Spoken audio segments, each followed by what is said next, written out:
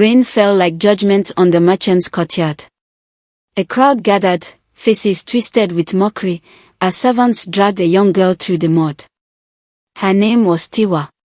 She wore a torn wrapper and broken sandals, her wrists bound with rope. "Thief!" the merchant's wife screamed, pointing at her with a jeweled finger. "You stole the king's gift." The people jeered. Children threw plantain peels.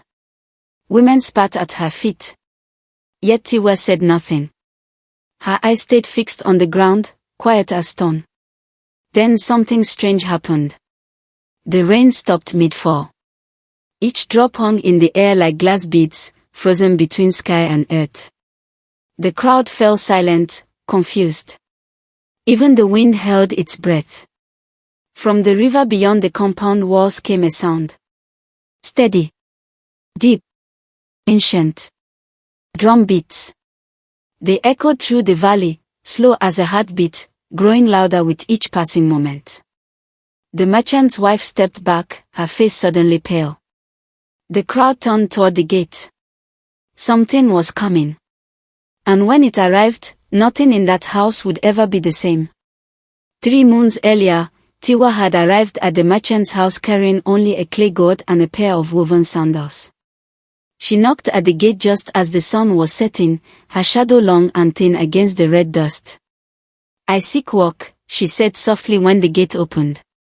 The merchant's wife, Ayabola, looked her up and down with cold eyes. She saw the girl's rough hands, her faded wrapper, the quiet way she held herself. "You look like someone running from something," Ayabola said, lips curling. "I seek only honest work, Mo," Tiwa replied, bowing her head. Ayabola laughed, a sound sharp as broken pottery. "Honest work for honest wages. We'll see how honest you are." She pointed at Tiwa's feet. "Those sandals won't last a week in my house. You'll scrub floors, fetch water, and do whatever my daughter commands. And if I catch you stealing even a grain of rice." She didn't finish. She didn't need to. Tiwa nodded. "I understand, Mo." That night, as Tiwa washed at the riverbank behind the compound, the water whispered against her ankles. It curled around her feet protectively, gentle as a mother's hand. And somewhere in the current, an old name stirred. Omoni. The marketplace buzzed with voices, thick as bees around honey. Women balanced baskets on their heads while children chased chickens between the stalls. Tiwa followed Ayabola through the crowd, carrying bundles twice her size. Then she felt it. A hand on her wrist. Cold. Firm. Tiwa turned and found herself staring into eyes like moonlit water. An old woman stood before her, bent with age but sharp as lightning. The traders called her Aya Remi, the seer who read fortunes in cowrie shells and palm lines. Aya Remi's fingers trembled on Tiwa's skin. Her eyes rolled back, seeing something no one else could see.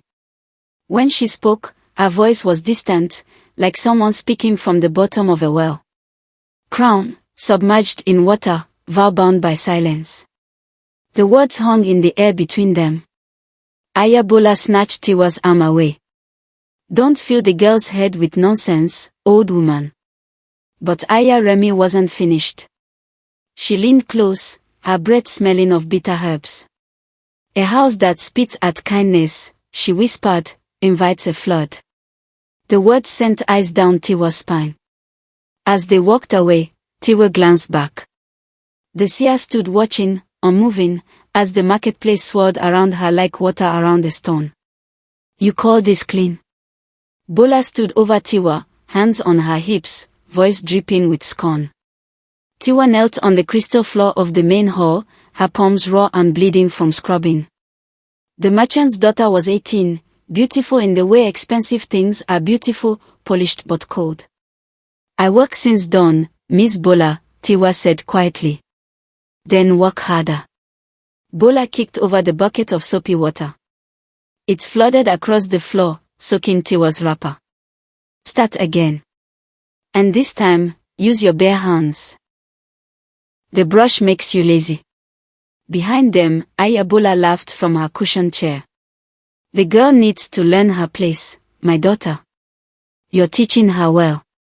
That evening, Tiwa's rice was mixed with salt until it burned the tongue. Her sleeping mat, already thin, was soaked with laundry water and left in the cold courtyard. An accident, the house girl claimed, smacking. But that night, something strange happened. As Tiwa lay shivering in the dark, a warm breeze drifted through the compound. It touched only her mat, nowhere else. By morning, the cloth was bone dry. Perfectly dry.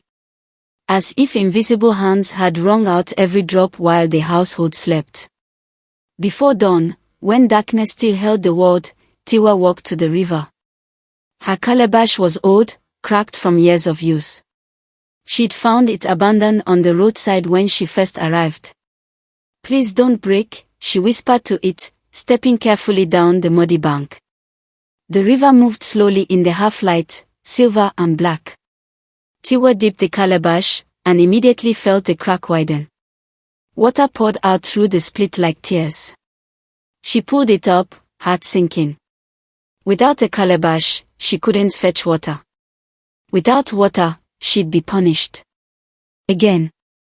But as she stared at the broken vessel in her hands, something impossible happened. The crack sealed itself. Smooth. Perfect. As if it had never been broken at all. Tiwa's breath caught. She touched the spot where the crack had been. Nothing. Just smooth clay, cool under her fingers. From the reeds nearby came a sound, a twig snapping. Tiwa turned sharply. Cade, the overseer, stood watching from the shadows. His eyes were narrow, calculating. Witchcraft, he muttered under his breath, loud enough for her to hear. Then he turned and walked back toward the house, his mind already spinning plans. In the palace on the hill, far beyond the merchant's valley, a king stood before a sacred altar. His name was Oba Adeyemi, and his crown was heavy with the weight of secrets. Before him knelt his most trusted emissary, a man whose loyalty had never wavered. The time has come, the king said, his voice quiet but firm. Take the moon-carved staff and the sealed gift. Travel through the valley towns. The one who awakens the staff will reveal themselves. The emissary bowed. And if no one awakens it, my king? Then I have failed as a father, the king replied, and the river oath was for nothing. The staff was ancient, carved from wood that grew only at the river source. Its surface was covered in symbols, moons, waves, crowns intertwined. Only blood of the sovereign line could make it sing. The sealed gift was wrapped in indigo cloth and locked in an iron chest. Inside was something that would prove the truth beyond all doubt. As the emissary left the palace, he didn't notice the shadow that peeled away from the courtyard wall and followed him down the road. Silent. Patient. Waiting for the right moment to strike. My daughter is the fairest in 3 villages, Ayabola announced at the marketplace, loud enough for everyone to hear. She ran her hand over Bola's braided hair. Even the governor's son sends gifts. The other traders murmured politely, though their eyes said what their mouths wouldn't. Bola stood beside her mother, chin high, smiling at the crowd like a queen inspecting subjects. When a younger girl walked past carrying yams, Bola sneered. Look at her wrapper, so faded. Doesn't she have shame? The girl's face burned with humiliation. It was then that Tiwa, carrying palm oil for the household, stumbled on a stone. The clay jar slipped from her hands and shattered. Red oil spread across the ground like blood. The marketplace went quiet. Ayabola's eyes blazed. Useless girl. That oil cost more than your worth. She struck Tiwa across the face. The sound echoed. Tiwa didn't cry out. She simply knelt and began gathering the broken pieces, her cheek already swelling. From the corner of the market, Aya Remi watched, shaking her head slowly. The wind remembers every insult, the seer murmured to herself. And somewhere beyond the valley, the wind carried her words to the river. Night fell soft and silver. The compound slept, but Tiwa sat alone at the riverbank, her feet in the cool water. Her hands still bled from the day's work. Bola had made her scrub the courtyard stones with sand until her palms split open. Why was I born beneath those who hate me? Tiwa whispered to the darkness. The river swirled. Not violently, just enough to notice. The current changed direction, circling her ankles like a gentle embrace. Then came the voice. It didn't come from any direction. It rose from the water itself, soft as silk, old as stone. You are not beneath them, child of water and crown. Tiwa's breath stopped. She looked around frantically, but the riverbank was empty. Only the trees, the stars, and the moving water. Who are you? She whispered. The river didn't answer with words this time. Instead, a single golden fish leaped from the surface, hung in the moonlight for one perfect moment, then splashed back down. Where it landed, ripples spread outward. And in those ripples, clear as day, Tiwa saw the shape of a crown. She pressed her bleeding palms together and wept. The royal emissary arrived at Ayabola's compound just before sunset, flanked by 2 guards. His robes were fine, his bearing serious. He carried a locked chest wrapped in sacred cloth. We require lodging for 1 night, he announced. This chest contains a gift for the king's river ritual. It must be guarded with your lives until morning. Ayabola nearly fainted with pride. Of course. It is our honor to serve the king. She had the chest placed in her inner room, under lock and key. The emissary warned her again. This chest is under the eyes of the gods. Any hand that touches it falsely will be known. You have my word, Ayabola swore, hand over heart. That night, the household slept restlessly. Kate, the overseer, lay awake in his quarters, thinking about the golden fish he'd seen leap for Tiwa. Thinking about the calabash that healed itself. Thinking about opportunity. When morning came, Ayabola unlocked her door to check on the chest. It was still there. Still locked. But when the emissary opened it with his sacred key, the chest was empty. The gift was gone. Cade moved quickly. Before anyone could think clearly, he appeared in the courtyard holding something in his hand. Look what I found near the mistress's room, he announced loudly. It was Tiwa's scarf. The only one she owned, faded blue with white edges. Ayabola's face went dark as a storm. I knew it. I knew that girl was rotten. Please, Ma, Tiwa said, stepping forward, hands raised. I never went near, liar. Bola screamed. She slapped Tiwa so hard the girl's head snapped to the side. You stole from the king himself. Within moments, the servants dragged Tiwa outside. The sky had turned grey, heavy with rain. Thunder growled in the distance. Let the whole village see. Ayabola shouted. See what happens to thieves. They paraded her through the streets, rope around her wrist. Neighbors came to their doors. Some threw pills. Others shouted insults. Children laughed and pointed. Thief! Witch! Cursed girl! Tiwa stumbled but didn't fall. Her lips moved in silent words no one could hear. And then the rain began. Hard. Cold. Punishing. But just as suddenly as it started, it stopped. Not slowly. Not fading. It froze. Every drop hung in the air like glass beads between heaven and earth. The crowd stared upward, mouths open. Thousands of raindrops hung suspended, shimmering in the strange grey light. Time itself seemed confused. Then came the sound. Drums. Deep. Steady. Ancient. They echoed from the direction of the river, each beat shaking the ground like a giant's footsteps. The crowd turned toward the gate, fear replacing mockery. From the mist beyond the compound walls, figures emerged. 7 drummers, each wearing masks carved like half-moons. Their bodies moved in perfect rhythm, bare feet striking the mud in unison. Behind them walked an 8th figure, taller, carrying something that gleamed even in the dim light. A staff. It was carved from dark wood, covered in symbols of moons and water. Its top was shaped like a crescent, and within that crescent, something pulsed faintly, like a heartbeat made of light. The lead drummer raised his hand. The drums stopped. The silence was heavier than the noise had been.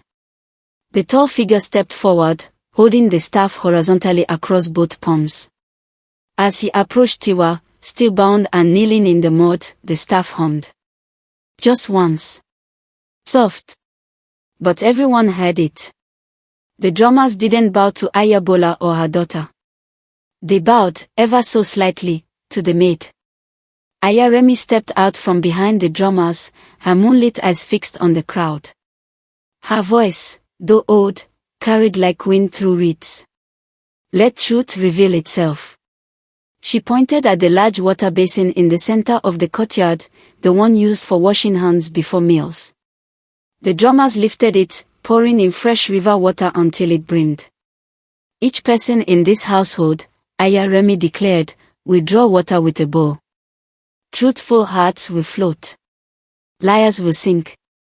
Ayabola's face twisted. This is superstition. Village nonsense. Then you have nothing to fear, the seer replied calmly. One by one, servants came forward. They dipped simple clay bowls into the water. Most floated gently on the surface. A few sank, and those people were pulled aside, sweating. Kade's bowl sank like a stone. He stammered. The bowl it's defective, try another, Ayaremi said. He did. It sank even faster. Then came Bola's turn. She grabbed a golden bowl from the house, smacking. Surely gold would float better than clay. She dipped it in. It plunged straight to the bottom. The crowd gasped. Bola forced a smile through gritted teeth. She's bewitched the water. Can't you see? The seer raised the moon-carved staff high. Then let speech and shadow answer. The drummers struck their instruments once, a deep, resonating boom that shook the air itself. Then the impossible happened. Every person's shadow began to move. Not with their bodies. Independently. The shadows peeled away from feet and walls, standing upright on their own. They faced their owners, dark mirrors with minds of their own. A woman screamed. Others backed away in terror. Shadows cannot lie, Ayaremi said, her voice cutting through the panic. They carry the truth your mouths hide. Let them speak. Kate's shadow moved first. It turned toward the crowd, and though it had no mouth, words came from it, low, rasping, undeniable. I took the gift, it hissed. Sold it to a stranger. For silver. Behind the dye houses. Kate fell to his knees. No. It's lying. Shadows can't, but his shadow wasn't finished. I wanted favor. Wanted reward. Planted the scarf by the chest myself. The crowd roared with anger. Guards moved toward Kate, but Ayaremi raised a hand. Not yet. There are others. She turned to Bola, whose face had gone white as bone. The girl's shadow swayed, then spoke, voice sweet and venomous. And I told him how. Bola's knees buckled. She clutched her mother's arm. Mama, I didn't, quiet. Bola snapped, but her own voice trembled. The girl's shadow stepped closer to her, tilting its head mockingly. I was jealous, it said. Jealous of the way the market women smiled at her. The way she walked without complaint. The way she made my cruelty look small. Bola's tears weren't from shame, they were from being caught. So I told Cade where the chest would be. Told him when Mama would sleep deepest. Gave him the scarf to plant. The crowd murmured, fury rising like floodwater. Ayabola turned on her daughter, raising her hand to strike, but stopped mid-swing. Her own shadow moved. It stood between mother and daughter, arms crossed, head shaking slowly. When it spoke, the voice was cold as iron. And I knew. Ayabola staggered back.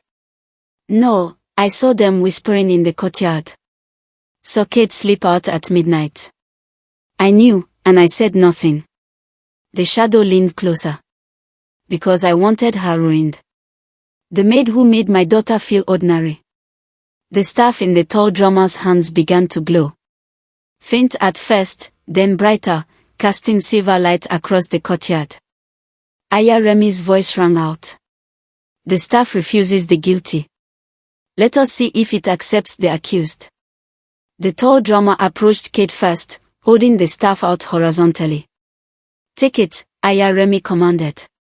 Kate's hands shook as he reached for it. The moment his fingers touched the wood, the light within it died instantly. The staff went cold, lifeless, like touching a corpse. He dropped it with a yelp. Next was Bola. She tried to hold it with both hands, gripping tight as if she could force it to respond. Nothing. Not even a flicker. She threw it down in frustration. Ayabola refused at first, but the crowd's angry voices forced her forward. She touched the staff delicately, just one finger, as if it might burn her. It lay dead in her hand. The drummer retrieved it, then turned to face Tiwa. She still knelt in the mud, wrist bound, hair plastered to her face by the frozen rain. If you are only a maid, the drummer said, his voice deep as a temple bell, it will refuse you to. Tiwa looked up slowly. Her eyes, for the first time since the ordeal began, were clear. Steady. Unafraid. Then let it refuse me, she said quietly. She rose to her feet. The ropes around her wrists, old and thick, simply fell away. They hadn't been cut, they just released her, as if they'd never wanted to hold her at all. Tiwa stepped forward and placed both hands on the staff. Light exploded from the staff like a dam breaking. Silver, gold, blue, colors that had no names. The carved moons along its surface blazed, spinning slowly. The symbols of water came alive, flowing over the wood like real rivers made of light. The courtyard basin erupted. Water shot upward in spiraling columns, fish leaping inside them, golden fish, dozens of them, dancing in the air. The frozen raindrops shattered simultaneously, falling as one mist. Everyone dropped to their knees, not from command, but from instinct. The staff sang. Not with sound, but with feeling, a resonance that made hearts ache and throats tighten. Tiwa stood at the center of it all, holding the staff, her eyes closed. Tears streamed down her face, mixing with the mist. She wasn't glowing, wasn't floating. She was just herself. But somehow, that was enough. The river beyond the walls roared, not with anger, but with joy. Its voice echoed through the valley. Who is she? Someone whispered. Aya Remi stepped forward, smiling for the first time, her ancient eyes shining with knowing. Not a maid, she said. Not anymore. She gestured toward Tiwa's wrist. Where there had been nothing before, a mark now appeared. Shimmering. Intricate. A crown woven from water. The river oath, Aya Remi said, her voice carrying across the stone courtyard. Given only to those bound by sacred promise. The mark on Tiwa's wrist glowed faintly, pulsing in rhythm with the staff she still held. It wasn't a tattoo or scar, it looked like light itself had decided to rest there. Ayabola stared, mouth open. What is that? But before anyone could answer, a new sound cut through the air. Hoofbeats. Dozens of them, thundering down the road from the direction of the palace. Dust rose in clouds as horses crested the hill. At their head rode the king's guards, armor polished, spears raised high. Behind them came banners, royal blue and gold, emblazoned with the kingdom's crest, a river circling a crown. The crowd scattered, pressing against walls to make way. The horses entered the courtyard and formed a circle. The lead guard dismounted, removed his helmet, and knelt immediately, not to Ayabola, not to the drummers, but to Tiwa. "Princess Adizwa," he said, voice shaking with emotion. "We've been searching for you." The name hung in the air like thunder. Ayabola's legs gave out. She collapsed onto the muddy ground. Bola began to sob. Kate tried to run but was seized by guards before he took 3 steps. From the back of the procession, another figure emerged. He didn't ride a horse. He walked, flanked by 2 advisors, wearing simple traveling clothes. But his bearing was unmistakable. Oba Adeyemi. The king himself. He was older than Tiwa remembered, silver threading through his hair. His face was lined with worry that hadn't been there before. But his eyes, those were the same. Warm. Deep. Searching. He stopped several paces away from her, as if afraid to come closer. "Amoni," he said softly. The name only he had called her since birth. Tiwa's hands trembled on the staff. "Baba." The word broke something in both of them. The king's face crumpled. He closed the distance in 3 strides and pulled his daughter into his arms, staff and all. "Forgive me," he whispered into her hair. "Forgive me for sending you away. For making you suffer this test. I thought if you walked among the people unseen, you would learn what no palace could teach you." Tiwa's tears soaked into his shoulder. "You taught me, Baba. You taught me everything." The crowd watched in silence, many weeping without knowing why. Behind them, Ayaremi nodded slowly, as if an ancient prophecy had finally found its end. The king stepped back, holding his daughter at arm's length. His eyes traced the faded wrapper she wore, the calluses on her hands, the bruises on her arms. Rage flickered across his face. "Who did this?" His voice was quiet, but it carried the weight of judgment. Tiwa shook her head. "Later, Baba. First, justice for what was stolen." The king nodded. He gestured to the lead guard, who produced iron chains. In them stumbled a man in a dark cloak, hands bound, face covered. "We captured him trying to cross the northern ford," the guard reported. He carried a chest wrapped in sacred cloth. Ayabola's face went grey. She recognized that chest. The guard removed the man's hood. It was the stranger from the dye houses, a dealer in stolen goods, known to the city merchants. "I was paid," the man stammered. "By the overseer. By the girl. They said it was worthless, just old wood and cloth." "Open it," the king commanded. The guard unlocked the chest with the sacred key. Inside, wrapped in indigo cloth, lay an object that made the air itself hold its breath. A circlet. Woven from river stone, each piece polished smooth as glass. Symbols covered its surface, the same ones on the staff Tiwa held. The crown of the river oath. The king lifted the circlet carefully, as if it might shatter.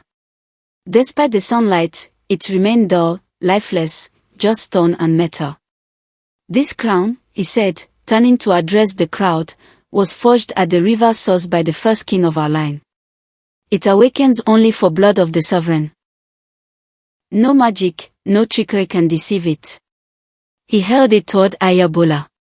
"Touch it." She shook her head frantically. "No, my king, I couldn't touch it." She did.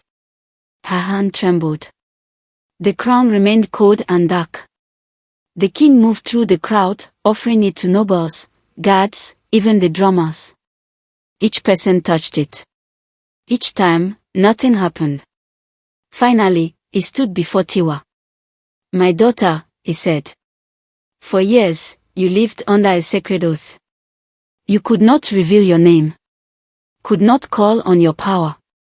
Could not speak of your heritage even when they beat you, starved you, mocked you. Tears ran down Tiwa's face. It was the hardest silence I've ever kept. I know. The king's voice cracked. But the river required it. To wear this crown, you had to prove that your spirit would remain kind even when the world was cruel. He held the circlet out to her. Breathe on it, Amani. Speak your true name. Tiwa took a shaking breath. She leaned close to the dark stones and whispered. Adizwa. Light erupted from the crown like sunrise breaking through storm clouds. The river stone blazed, gold, silver, blue, shifting colors like water catching sunlight. The symbols carved into its surface moved, flowing around the circlet in an endless dance. Warmth flooded the courtyard. Not heat, but the feeling of standing near a hearth after coming in from cold rain. Everyone felt it. Even the guilty ones gasped. The crown rose from the king's hands on its own, floating upward like it weighed nothing. It circled Tiwa once, twice, 3 times, a ritual older than memory. Then it settled gently onto her head. The moment it touched her, everything changed. The golden fish in the basin leaped higher. The river beyond the wall sang, a sound like 1,000 voices humming in harmony. Even the sky cleared, clouds pulling back to reveal blue so pure it looked painted. Tiwa stood transformed. Not physically, she wore the same torn wrapper, same muddy feet. But now, everyone could see what had always been there. Royalty. Not the kind bought with gold or enforced with spears. The kind earned through suffering and grace. The king dropped to one knee. Every guard followed. Then the nobles. The servants. The drummers. Even Ayaremi bowed her head, smiling. Rise, my king, Tiwa said softly. You are still Oba. No. The king shook his head. The river has chosen. The oath is fulfilled. You are no longer my daughter in secret. You are Adizwa, heir of the river throne, proven true. He stood and addressed the crowd, his voice ringing with authority. 15 years ago, my wife died bringing our daughter into this world. I was devastated, angry at the gods. I sent my child away in secret, to be raised by the river priestesses. I told no one. I trusted no one. His voice softened. When she came of age, I asked the river what I should do. It answered, send her among the people. Let her walk unseen. If her heart remains pure under cruelty, if she serves without bitterness, if she forgives without forgetting, then she is worthy. He turned to Tiwa, pride and pain mixing in his eyes. And you are. You are worthy of more than I could ever give you. The crowd murmured, some in awe, others in shame. Ayabola began crawling forward on her knees, sobbing. Please, princess, mercy, we didn't know. Tiwa's voice was quiet but sharp as a blade. Or didn't care. Bola buried her face in her hands. Kate stared at the ground, trembling. The moment of judgment had come. Tiwa walked slowly toward her former tormentors. Each step felt heavy, not with anger, but with the weight of decision. The crown on her head paused gently, matching her heartbeat. She stopped in front of Ayabola, who wouldn't meet her eyes. You took my wages, Tiwa said softly. Beat me for sport. Let your daughter mock me. Withheld food when I was hungry. Water when I was thirsty. Ayabola wept. I'm sorry. I'm so sorry. Are you? Tiwa asked. Or are you sorry you were caught? The woman had no answer. Tiwa turned to Bola. You were cruel because you could be. Because I had no power to stop you. You enjoyed it. Bola trembled. Please, please don't kill me. Kill you. Tiwa's eyebrows rose. That would be mercy. Death is quick. But shame. She looked at Cade. Shame teaches slowly. She raised the staff. The water in the basin rose, forming a spinning column. It split into 3 streams, each one approaching a guilty person. The water touched their skin, foreheads, hands, necks, and where it touched, it left marks. Not burns or scars, but shimmering blue streaks, like veins of indigo light beneath the skin. These marks will not fade for 1 year, Tiwa declared. Everyone will know your shame. And during that year, you will serve. Tiwa's voice rang clear across the courtyard, strong with newfound authority but softened by mercy. Kid, she said, turning to the overseer, you stole from a king to line your pockets.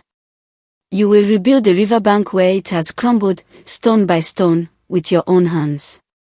You will do this every day until the river accepts your labor. Kid nodded frantically. Yes, princess. Yes. Ayabola, Tiwa continued, you hoarded pride and wealth while others suffered. You will serve meals in the markets to the poor, the sick, the travelers. You will feed them from your own stores until you understand that abundance means nothing if it feeds only yourself. The woman's face burned with humiliation, but she bowed. As you command. And Bola. Tiwa's voice softened, but only slightly. You mock those weaker than yourself. You will draw water for the widows and orphans of this village. Every morning. Every evening. Until your bowl floats through in the sacred basin. Bola opened her mouth to protest, then thought better of it. She nodded, tears streaming. The crowd watched in silence, some nodding approval, others ashamed they hadn't stood up for Tiwa when they had the chance. Justice is not vengeance, Tiwa said, addressing them all. Let your hands learn what your tongues forgot. Dawn broke over the valley, painting the sky in shades of gold and rose. Tiwa stood at the riverbank where this journey had begun, her feet in the cool water. The crown sat lightly on her head now, as if it had always belonged there. Behind her, the entire village had gathered. Not from command, but from choice. They came to witness the transformation, to see their new princess step into her destiny. Ayaremi stood nearby, leaning on her walking stick, smiling her knowing smile. The river waited a long time for you to come home, the seer said. I never left, Tiwa replied. I was always here. Just hidden. That's the test, isn't it? The old woman's eyes twinkled. To be royal even when no one sees your crown. To be kind even when kindness cost you everything. Tiwa turned to face the crowd. She raised her staff high, and the river responded, rising in spiraling columns of water that caught the morning light and turned it into rainbows. I returned to the palace today, she announced. Not as someone seeking power, but as someone who has learned what power is for. Not to rule over you, but to serve with you. The crowd bowed, and this time, it was genuine, born not from fear, but from respect. As Tiwa turned toward the hill path that led to the palace, she looked back one final time. At the house where she had suffered. At the river that had kept her secrets. At the people who had learned their lessons the hard way. She smiled. Because she understood now. Pride builds walls. Humility builds bridges. And she would spend her reign building bridges. The river sang as she walked away, barefoot and crowned, the dawn light making her shadow stretch long and royal behind her. And in the market, in the compounds, in the hearts of those who watched, a new story began, not of a maid who was disrespected, but of a princess who remembered. The end.